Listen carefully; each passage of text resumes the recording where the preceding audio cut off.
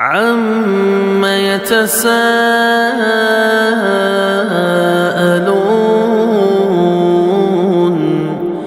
عَنِ النَّبَإِ الْعَظِيمِ الَّذِي هُمْ فِيهِ مُخْتَلِفُونَ كَلَّا سَيَعْلَمُونَ ثُمَّ كَلَّا سَيَعْلَمُونَ. அல்லாஹு ரப்புல் ஆலமீன் இந்த தூய்மையான இஸ்லாமிய மார்க்கத்தை பலருடைய தியாகங்களூடாக வளர்த்தெடுக்கின்றான்.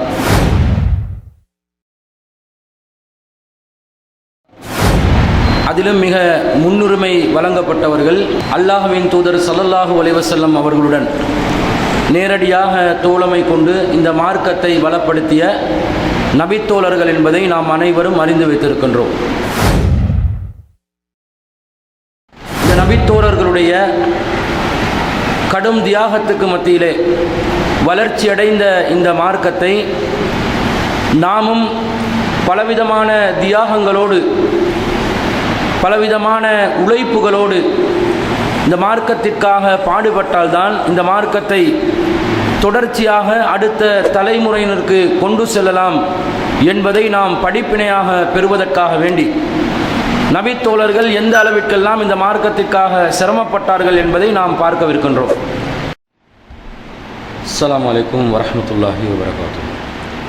இன்னல் ஹம்தலில்லாஹ் நஹ்மதுஹு வ நஸ்தஈனுஹு வ நஸ்தக்ஃபிருஹு வ நஊது பில்லாஹி மின் ஷுரூரி அன்ஃபுஸினா வ மின் ஸய்யிஆத்தி அமாலினா மை யஹ்திஹில்லாஹு ஃபலா முதில்ல லஹு வ மை யுضلل ஃபலா ஹாதிய லஹு வ அஷ்ஹது அல்லா இலாஹா இல்லல்லாஹ் வஹ்தஹு லா ஷரீக லஹு வ அஷ்ஹது அன்ன முஹம்மதன் அப்துஹு வ ரசூலுஹு அம்மா பாத். அகிலத்தை படைத்து பரிபாலிக்கக்கூடிய எல்லாம் வல்ல அல்லாஹ்வுக்கு புகழனைத்தும் அல்லாஹ்வின் சத்திய தூதர் எம்முரிலும் மேலான கண்மணி நாயகம் ஸல்லல்லாஹு அலைஹி வஸல்லம் அவர்கள் மீதும் அன்னவர்களை பின்பற்றி வாழக்கூடிய அனைத்து முஸ்லிம்கள் மீதும் எல்லாம் வல்ல அல்லாஹ்வின் கருணையும் சாந்தியும் என்னென்னும் நிலவட்டுமாக. அன்பிற்குரிய அல்லாஹ்வின் நல்லடியார்களே, அல்லாஹ்வினால் கடமையாக்கப்பட்ட புனிதமிக்க ஜும்ஆவின் கடமையை நிறைவேற்றுவதற்காக நாம் அனைவரும் இந்த இடத்திலே ஒன்று கொள்மிருக்கிறோம். அல்லாஹு ரப்புல் ஆலமீன் இந்த தூய்மையான இஸ்லாமிய மார்க்கத்தை பலருடைய தியாகங்களூடாக வளர்த்தெடுக்கின்றான். அதிலும் மிக முன்னுரிமை வழங்கப்பட்டவர்கள் அல்லாஹ்வின் தூதர் ஸல்லல்லாஹு அலைஹி வஸல்லம் அவர்களுடன் நேரடியாக தோழமை கொண்டு இந்த மார்க்கத்தை வளப்படுத்திய நபித்தோழர்கள் என்பதை நாம் அனைவரும் அறிந்து வைத்திருக்கின்றோம். இந்த நபித்தோழர்களுடைய கடும் தியாகத்துக்கு மத்தியிலே வளர்ச்சியடைந்த இந்த மார்க்கத்தை நாமும் பலவிதமான தியாகங்களோடு பலவிதமான உழைப்புகளோடு இந்த மார்க்கத்திற்காக பாடுபட்டால்தான் இந்த மார்க்கத்தை தொடர்ச்சியாக அடுத்த தலைமுறையினருக்கு கொண்டு செல்லலாம் என்பதை நாம் படிப்பினையாக பெறுவதற்காக வேண்டி நபித்தோழர்கள் எந்த அளவிற்கெல்லாம் இந்த மார்க்கத்திற்காக சிரமப்பட்டார்கள் என்பதை நாம் பார்க்கவிருக்கின்றோம். அன்பிற்குரிய அல்லாஹுவின் நல்லடியார்களே, அல்லாஹு ரப்புல் ஆலமீன் நபித்தோழர்கள் சம்பந்தமான பல இடங்களில் திருக்குர்ஆனிலே பேசுகின்றான். அதிலும் குறிப்பாக லக்கது தாபல்லாஹு அலன் நபி வல் முஹாஜிரீன வல் அன்சாரில் லதீன தபஉ ஃபீ ஸாஅத்தில் உஸ்ரதி. அல்லாஹு ரப்புல் ஆலமீன் இந்த நபியையும் முஹாஜிர்களையும் அன்சார்களையும் மன்னித்து விட்டான். அல்லதீன தபஉ ஃபீ ஸாஅத்தில் உஸ்ரதி, அவர்கள் மிக நெருக்கடியான காலகட்டத்திலே இந்த தூதரை பின்பற்றினார்கள். மின் பாதி மா காத யஸீஉ குலூபு ஃபரீக்கும் மின்ஹும், அவர்களில் ஒரு சாராருடைய உள்ளங்கள் சற்று சரிவடையக்கூடிய நிலையில் இருந்தாலும் சும்ம தாப அலைஹிம், அவர்களை அல்லாஹ் மீண்டும் பலப்படுத்தி அவர்களை மன்னித்து விட்டான். இன்னஹு பிஹிம் ரഊஃபுர் ரஹீம், அல்லாஹ் அவர்கள் மீது இரக்கம் உள்ளவனாக நிகரற்ற அன்புடையவனாக இருக்கின்றான் என்று அல்லாஹ் தஆலா சொல்கிறார். அப்போ நபித்தோழர்கள் நபிகள் நாயகம் ஸல்லல்லாஹு அலைஹி வஸல்லம் அவர்களை மிகவும் நெருக்கடியான காலகட்டத்திலே பின்பற்றி நபிகள் நாயகம் ஸல்லல்லாஹு அலைஹி வஸல்லம் அவர்களுக்கு உதவி புரிந்திருக்கிறார்கள். இந்த இஸ்லாத்தை நிலைபெறச் செய்வதற்காக வேண்டி சொந்த ஊரை தியாகம் செய்து மக்காவிலிருந்து மதீனாவுக்கு ஹிஜ்ரத் செய்திருக்கிறார்கள். அந்த ஹிஜ்ரத் செய்த மக்களுக்கு உதவிக்கரம் நீட்டி வாழ்வாதாரத்துக்கு வழி ஏற்படுத்தி தோழர்களாக உறவுகளாக மிக நெருக்கமாக வாழ்ந்து அன்சாரிகளாக மிகப்பெரிய உதவியை புரிந்து இந்த சமூகத்தை கட்டி எழுப்பியிருக்கிறார்கள். அதே மாதிரி அல்லாஹ் தஆலா திருக்குர்ஆனில் சொல்லும்போது வல்லதீன ஆமனு வஹாஜரு வஜாஹது ஃபீ சபீலில்லாஹ், யார் அல்லாஹ்வை நம்பிக்கை கொண்டு ஹிஜ்ரத் செய்து அல்லாஹ்வின் பாதையிலே ஜிஹாத் செய்கிறார்களோ, வல்லதீன ஆவவ் வனஸரு உலாயிக ஹுமுல் முஃமினூன ஹக்கா, யார் அடைக்கலம் கொடுத்து உண்மையான முறையிலே இந்த சமுதாயத்திற்கு உதவி புரிந்திருக்கிறார்களோ, உலாயிக ஹுமுல் முஃமினூன ஹக்கா, அவர்கள்தான் உண்மையான மூமின்கள்.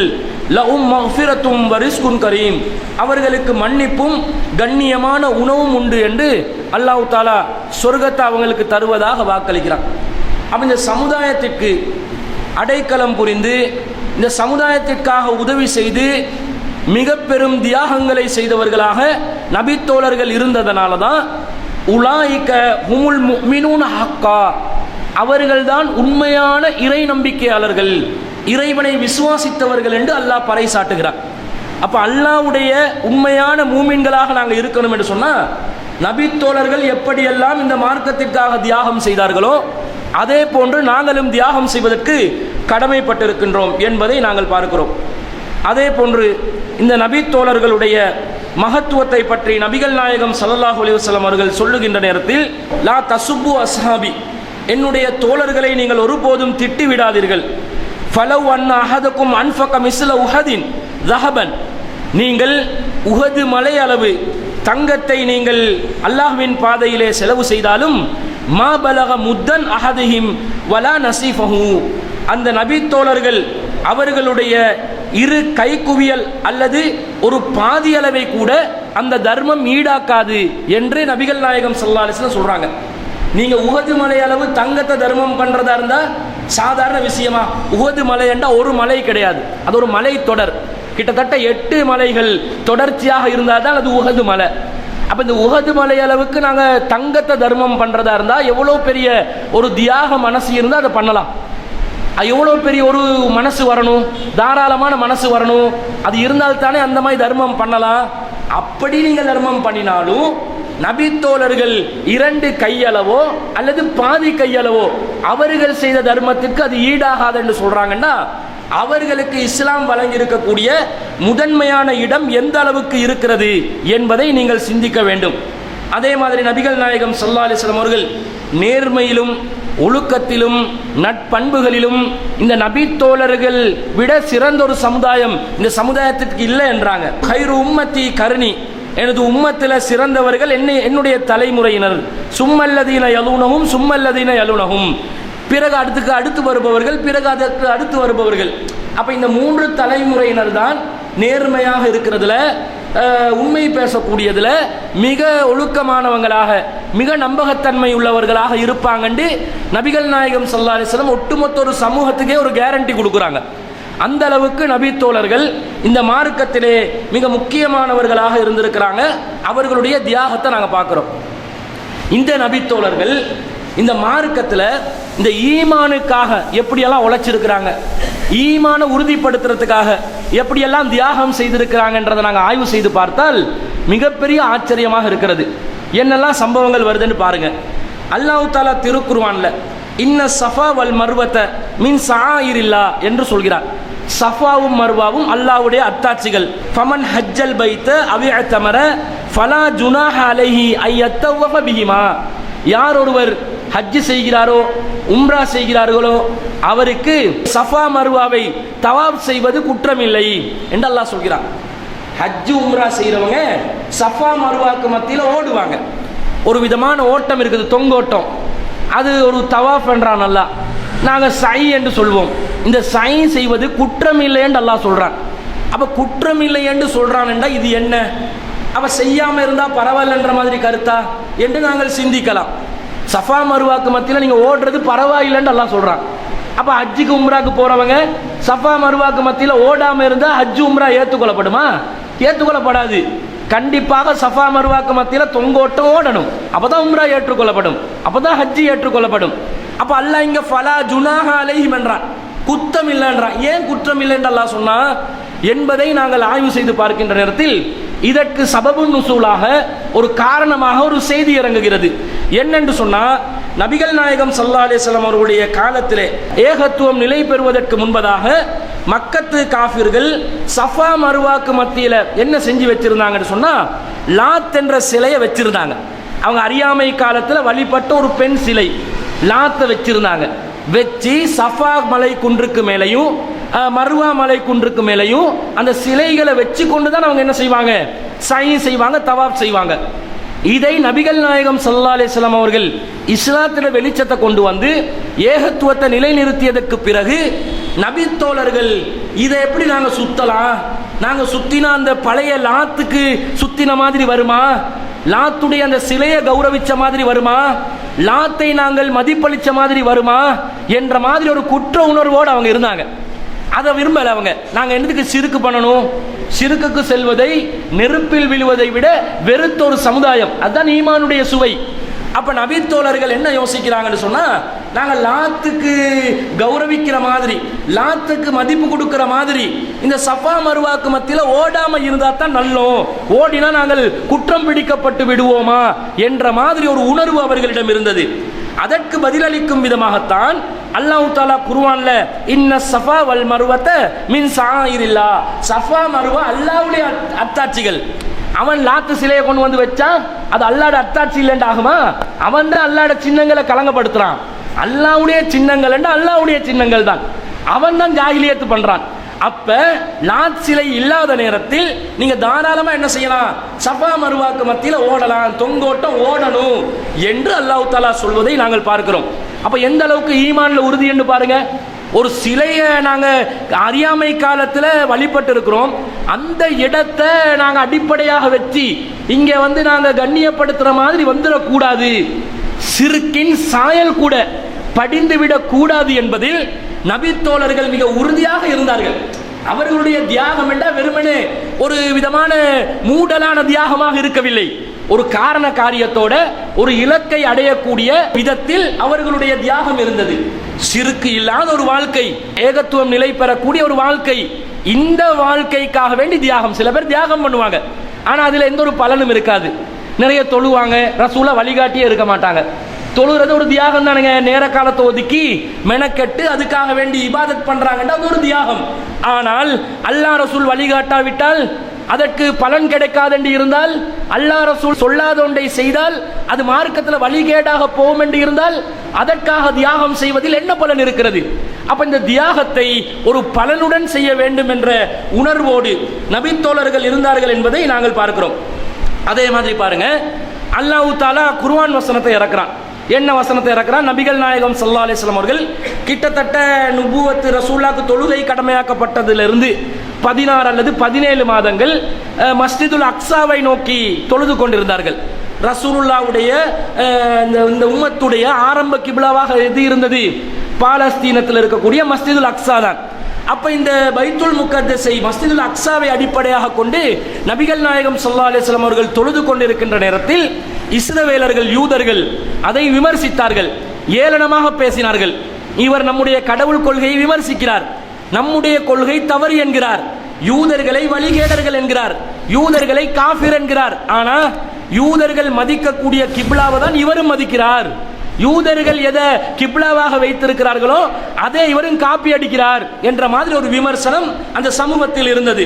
அப்ப நபிகள் நாயகம் ஸல்லல்லாஹு அலைஹி வஸல்லம் அவர்கள் இந்த விமர்சனத்தை யோசிச்சாங்க. ஆமா, எதுக்கு நாங்க அதை பார்க்கணும்? நமக்கு நல்ல நெருக்கமான, நமக்கு நல்ல பரிச்சயமான ஒரு காபத்துல்லா இருக்குது, இப்ராஹிம் நபி அலைஹிஸ்ஸலாம் அடிப்படையாக கொண்ட ஒரு காபத்துல்லா, அதை வந்து நோக்கி நாங்கள் தொழலாம் தானே என்ற மாதிரி ரசூலுல்லாஹ்வுடைய உள்ளத்தில் ஒரு சிந்தனை இருந்தது.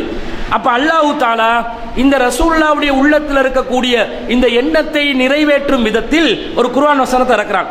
கத்னரா தகுல்லுபு வஜ்ஹிக ஃபிஸ் ஸமா, முகம்மதே உம்முடைய முகம் அடிக்கடி வானத்தை நோக்கி பார்வையிடுவதை நாங்கள் பார்க்கிறோம். ரசூலா வஹி வராதா, வஹி வராதா, மாற்றம் வராதான்னு அடிக்கடி வானத்தை பார்த்து கொண்டு இருந்திருக்கிறாங்க. அப்ப நாங்க இதை பார்க்கிறோம். ஃபலனுவல்லியன்னக கிப்லத்தன் தர்லாஹா, நீங்க விரும்பக்கூடிய ஒரு கிப்லாவை நோக்கி உங்களை நாம் திருப்புகிறோம். ஃபவல்லி வஜ்ஹக ஷத்ரல் மஸ்ஜிதில் ஹராம். எனவே உங்களுடைய முகங்களை மஸ்ஜிதுல் ஹராமுடைய திசையை நோக்கி திருப்பிக் கொள்ளுங்கள் என்று அல்லாஹ் தஆலா குர்ஆன் வசனத்தை இறக்குறான். இந்த குர்ஆன் வசனத்தை இறக்கினோடனே நபிகள் நாயகம் ஸல்லல்லாஹு அலைஹி வஸல்லம் அவர்கள் மஸ்ஜிதுல் ஹராமை நோக்கி தொழ ஆரம்பிக்கிறாங்க. அப்ப அந்த நேரத்தில் நபி தோழர்களுடைய ஒரு சாரார் அவங்க என்ன செய்யறாங்க, மஸ்ஜிதுல் அக்ஸாவை நோக்கி தொழுது கொண்டிருந்தார்கள். அவங்க தொழுது கொண்டிருக்கிற நேரத்தில் ருக்கூல இருக்கிறாங்க. லுஹருடைய ஒரு தொழுகை நேரம் அல்லது அசருடைய ஒரு தொழுகை நேரத்தில் ருக்கூல மஸ்ஜிதுல் அக்ஸாவை நோக்கி தொழுது கொண்டிருக்கிறாங்க. ஒரு அறிவிப்பாளர் வந்து இன்னும் குர்ஆன் வசனம் அருளப்பட்டு விட்டது, கிப்லா மாற்றம் செய்யப்பட்டு விட்டது என்று ஏற்கனவே அவர் தொழுது வந்தவர் இமாம் ஜமாத்தில் கலந்து கொண்டிருக்க வேறொரு பகுதியில் இருக்கிற மக்களுக்கு அறிவிப்பு செஞ்ச உடனே இமாம் ஜமாத்தை என்ன செய்து ருக்கூல இருக்குது. அந்த ருக்கூல இருக்கிறவங்க அப்படியே கிப்லாவை நோக்கி காபத்துல்லாவை நோக்கி ருக்கூல இருந்தவாறே அவர்கள் திரும்பி விடுகிறார்கள் என்றதை பார்க்கிறோம். எவ்வளவு ஒரு கட்டுப்பாடுன்னு பாருங்க. அல்லாஹ் தஆலா குர்ஆன் வசனத்தை அருளிவிட்டான், காபத்துல்லாவை நோக்கி அல்லாஹ் தஆலா திசையை திருப்பி விட்டான். எனவே நாங்கள் காபாவை நோக்கி தான் தொழணும் என்று ஒருவர் அறிவிக்கின்ற நேரத்தில் உடனடியாக தொழுகையிலே இருந்து அந்த திசையை அவர்கள் திருப்பி கொண்டார்கள் என்று சொன்னா குர்ஆனின் மீது எவ்வளவு பெரிய ஒரு பற்று, எவ்வளவு பெரிய ஒரு கட்டுப்பாடு, எவ்வளவு பெரிய ஒரு நம்பிக்கை, எவ்வளவு பெரிய ஒரு எதிர்பார்ப்பு, அல்லாஹ்வுடைய கட்டளைக்கு கட்டுப்பட வேண்டும் என்ற எவ்வளவு பெரிய ஒரு ஆர்வம் அவர்களுக்கு இருந்தது என்பதை இந்த செய்தியிலிருந்து நாங்கள் பார்க்கிறோமா இல்லையா? நம்ம ஆக்களுக்கு குர்ஆன் வசனத்தை ஓதி காட்டினாலும் அதுக்கு அது விளக்கம் இல்லை இது விளக்கம் என்று குதர்க்கம் பண்ணுகிறார். ஆனால் குர்ஆன் வசனங்கள் ஓதி காண்பிக்கப்பட்டு சரியான விளக்கங்கள் சொல்லப்படுமையானால் சமயனா வாத்தானா செவியுற்றோம் கட்டுப்பட்டோம், அதற்கு குதர்க்கம் செய்வதோ மாற்றம் செய்வதோ விரும்பவில்லை என்று கருத்து சொல்வதோ எந்த ஒரு மூமினுக்கும் தகுதியானது ஒன்று கிடையாது என்பதை இந்த செய்தியிலிருந்து நாங்கள் அறிந்து கொள்கிறோம். இது மாத்திரமா, அல்லாஹ்வின் தூதர் ஸல்லல்லாஹு அலைஹி வஸல்லம் அவர்கள் மீது மிகப்பெரிய ஒரு நேசத்தை வைத்திருந்தார்கள். அது ஒரு சாதாரண நேசம் அல்ல. இந்த சமுதாயத்தில் எல்லாமே அல்லாஹ்வின் தூதரை நேசிப்பதாக சொல்வார்கள். ஆனால் அந்த நேசத்தின் வெளிப்பாடு எந்த அளவுக்கு அவர்கள் மார்க்கத்தை பின்பற்றுகிறார்கள் என்பதை வைத்து அறிந்து கொள்ளலாம். சஹாபாக்கள் எந்த அளவுக்கு ரசூலுல்லாஹ் மீது நேசம் வைத்தார்கள் தெரியுமா? ஹுதைபியா உடன்படிக்கையின் போது மக்கத்து காஃபிர்களோட நபிகள் நாயகம் ஸல்லல்லாஹு அலைஹி வஸல்லம் அவர்கள் உடன்படிக்கையை எழுத்துல எழுதுறாங்க. இவங்க உம்ராக்காக போறாங்க, உம்ராக்கு ஊருக்குள்ள நுழையக்கூடாது என்று தடை விதிக்கிறாங்க. பிறகு அப்ப நாங்க உம்ரா செய்ய திரும்ப வரணும் என்றா என்ன பண்ணணும், உங்களோட சமாதான பேச்சுவார்த்தை நடத்தலாம், நாங்க போருக்காக வேண்டி வரவில்லை. நபிகள் நாயகம் மிகப்பெரிய ஒரு சக்கரவர்த்தியா தான் இருந்தாங்க. ரசூலுல்லாஹ் விரும்பி இருந்தால் அந்த நேரத்தில் மீண்டும் படையை திரட்டி வந்து உடனடியாக மக்காவை கைப்பற்றி இருக்கலாம். ஆனாலும் நபிகள் நாயகம் ஸல்லல்லாஹு அலைஹி வஸல்லம் அவர்கள் உலக விவகாரம் என்பதனால் ஒரு விட்டு கொடுப்போட ஒரு ஒப்பந்தத்தை செய்கிறார்கள். அந்த ஒப்பந்தத்தில் அல்லாஹ்வின் தூதர் முஹம்மது ஸல்லல்லாஹு அலைஹி வஸல்லம் அவர்களுக்கும் குறைஷி காஃபிர் தலைவர்களுக்கும் மத்தியில் உள்ள ஒப்பந்தம் என்ற வாசகத்தை எழுதுகின்ற நேரத்தில் காஃபிர்கள் என்ன சொல்கிறார்கள், அல்லாஹ்வின் தூதர் முஹம்மது என்று நீங்க எழுதக்கூடாது, இது எங்களுக்கு தெரியாது, நீங்க என்ன எழுதணும், அப்துல்லாவின் மகன் முஹம்மது என்று எழுதுங்க என்று சொல்லி அடம் பிடித்தார்கள். அந்த நேரத்தில் நபிகள் நாயகம் ஸல்லல்லாஹு அலைஹி வஸல்லம் அவர்கள் எழுத படிக்க தெரியாதவர்கள், அவர்களுக்கு ஓதுதல் திலாவத்து ஹிஃபுல்ல இருக்கும், ஆனா எழுத்து வாசிக்க முடியாது.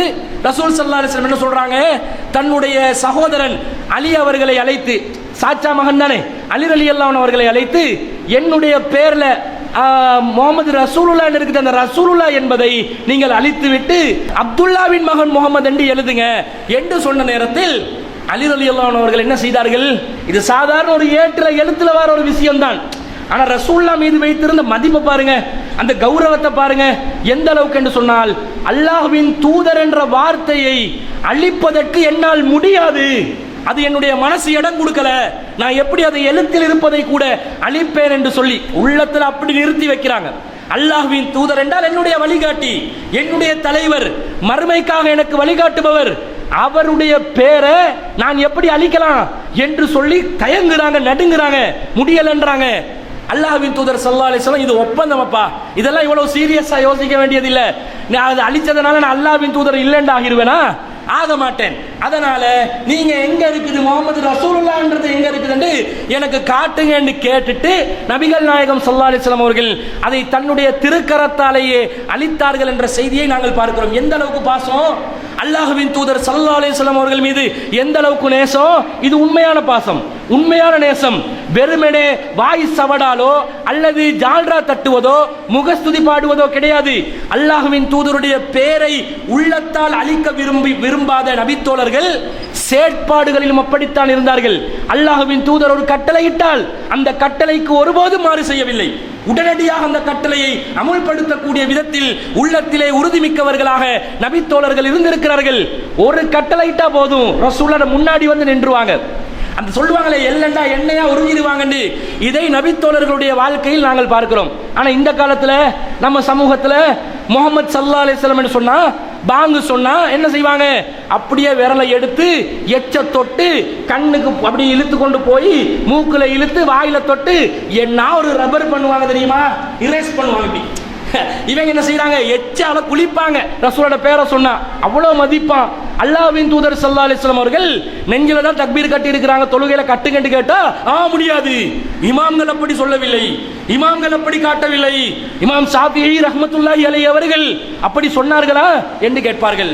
விரலை அசைக்க வேண்டும் என்று நபிகள் நாயகம் ஸல்லல்லாஹு அலைஹி வஸல்லம் அவர்கள் வழிகாட்டி இருக்கிறார்களே, அத்தஹியாத்திலே செய்ய வேண்டும் என்று வழிகாட்டி இருக்கிறார்கள் என்று கேட்டா அதெல்லாம் முடியாது, அது தௌக்காரண்ட வேலை. தௌக்காரண்ட வேலையா? யாருடைய கிரந்தம்? இமாம் அஹ்மத் இப்னு ஹம்பல் ரஹ்மத்துல்லாஹி அலைஹி அவர்களுடைய கிரந்தம். அதுல தான் ஹதீஸ் பதிவாக இருக்கிறது. இமாம் நஸாயியுடைய ஹதீஸ் கிரந்தத்தில் ஹதீஸ் பதிவாக இருக்கிறது. இமாம் பைஹகி ரஹ்மத்துல்லாஹி அலைஹி அவர்களுடைய ஹதீஸ் கிரந்தத்தில் ஹதீஸ் பதிவாக இருக்கிறது. ஆதாரபூர்வமான ஹதீஸ். குர்ஆன் கருத்துக்கு எந்த மோதலும் இல்லையா? ஏற்று செயல்படுத்துவது ஒவ்வொரு மூமினுடைய கடமையாக இருக்கிறது. அல்லாஹ்வை நேசித்தால், அல்லாஹ்வுடைய தூதரை நேசித்தால் பின்பற்ற வேண்டும். பின்பற்றல சாயல் கூட இல்லாமல் அல்லாஹ்வின் தூதருக்கு பர்த்டே செலிப்ரேஷன் பண்றதும், ஈத் மீலாதாக்குறதும், மீலாத ஈத் ஆக்கிட்டாங்க, அதே பெருநாளாக்கி கொண்டாடுறதும், இந்த அளவுக்கு சடங்கிலும் சம்பிரதாயத்திலும் அல்லாஹ்வின் தூதரை மதிப்பதாக சொல்கிறார்களே தவிர உண்மையான பாசம், நேசம், அன்பு, மதிப்பு இருக்கும் என்று சொன்னால் அல்லாஹ்வின் தூதரை செயல் வடிவத்திலே நாங்கள் பின்பற்றுவதற்கு கடமைப்பட்டிருக்கிறோம் என்பதை நாங்கள் பார்க்கிறோம்.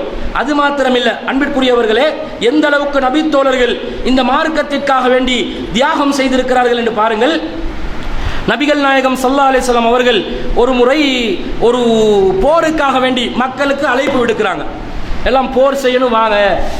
இந்த காலத்தில் பயானுக்கு வாங்க, இஜ்திமா நடக்குது வாங்கண்டா ரொம்ப கஷ்டப்பட்டு இழுத்து பிடிச்சி எடுத்து வைக்கணும். அந்த காலத்தில் உயிரே தியாகம் செய்கிற போரண்டு வந்தாலும் அல்லாஹ்வின் தூதர் ஸல்லல்லாஹு அலைஹி வஸல்லம் அவர்கள் பள்ளிவாசல்ல ஒரு அறிவிப்பு தான் செய்வாங்க. அப்படி சார சாரையா வந்து சஹாபாக்கள் குமிந்து விடுவார்கள், போருக்காக ஆயத்தமாகுவார்கள், தயாரிப்புகளை செய்வார்கள்.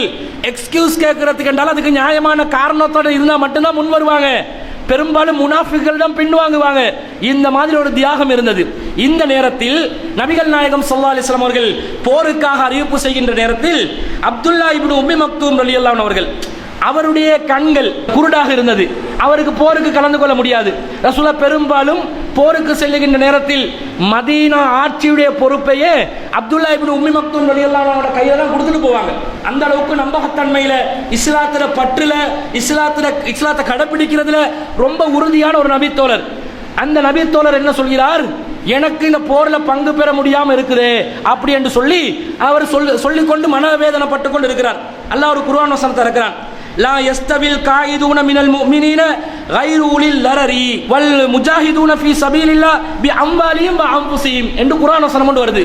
இந்த குர்ஆன் வசனத்துல யாரு போருக்கு செல்லாமல் வீட்டில் முடங்கி கிடக்கிறார்களோ அவர்களும் அல்லாஹ்வின் பாதையில் போர் செய்பவர்களும் சமமாக மாட்டார்கள் என்று அல்லாஹ் முதல்ல குர்ஆன் வசனத்தை இறக்குறான். எப்படி இறக்குறான்டா, லா யஸ்தவில் காயிதுன மினல் முஃமினீன வல் முஜாஹிதுன ஃபீ சபீலில்லாஹ், அந்த கைர உலுல் லரரி என்ற வார்த்தை இல்லாம, எக்ஸெப்ஷன் இல்லாம பொதுவாக அல்லாஹ் குர்ஆன் வசனத்தை இறக்குறான்.